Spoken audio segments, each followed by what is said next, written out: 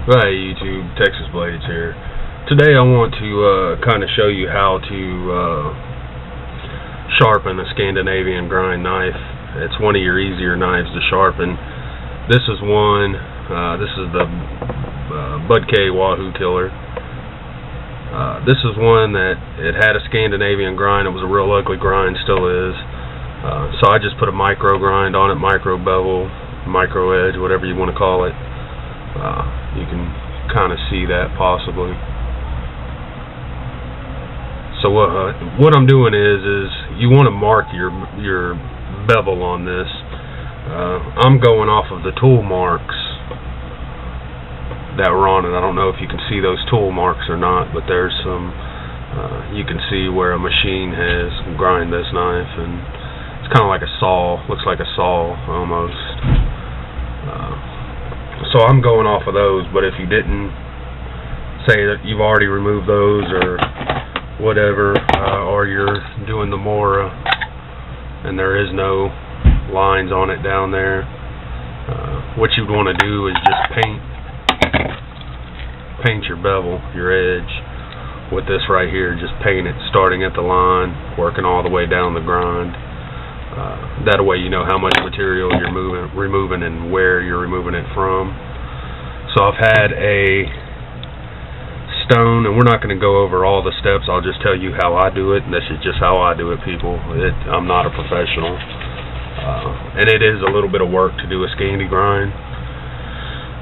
This is a sharpening stone, 500 grit, 1000 grit. I have another one soaking that is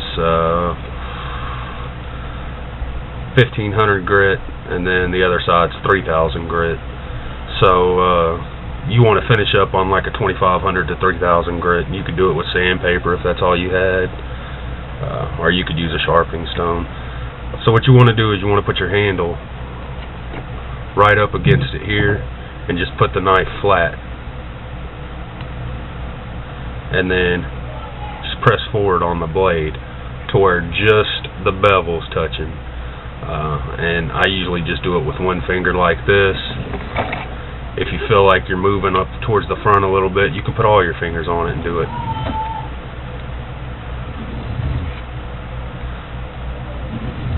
And then I just look and see how much material I've removed, and I'm going to do the same on the other side until all these marks are gone, and then I'll use the 1000 grit.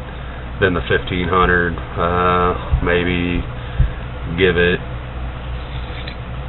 15-20 passes on each side, something like that, just so you know you're removing just enough material to keep it even on both sides. You want to keep it even, so you can see. Still using a 1000 grit, and just every once in a while drop you some water on there. Some people use oil, some people use diesel. I've seen many different things used. But as long as you just keep this bevel on it, you won't hurt your spine here. And you can see there's really no marks on the spine. There's no material being removed up here. It's just material from down here. So nice and easy way to do your Mora knives. Just keep that belly on there, and as long as you keep that finger on there, like I said, if towards the end, if you feel like you're lifting or coming back a little, just put your fingers on it. You're not going to cut your fingers doing that. You're keeping your fingers behind the blade.